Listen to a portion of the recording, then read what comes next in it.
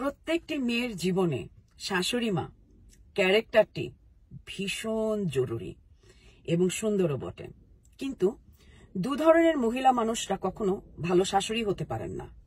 First, যে মহিলাটির নিজের জীবনে কোনো শ্বশুর বাড়ির এক্সপেরিয়েন্স নেই, সে কখনো শ্বশুর বাড়ি যাননি, শ্বশুর বাড়ি কি জানেন না, শ্বশুর কি, শাশুড়ি কি, ননদ কি, দেওর কি, বা শ্বশুর বাড়ির আত্মীয় স্বজনের সাথে তার কখনোই কোনো কমিউনিকেশন বা যোগাযোগ ছিল না।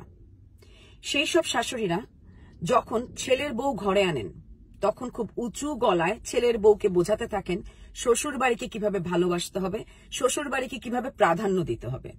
কারণ তার নিজের কোনো এক্সপেরিয়েন্স নেই, সে মনে মনে যা আশা করেছে সেই এক্সপেরিয়েন্সটাই বউকে দিতে থাকে।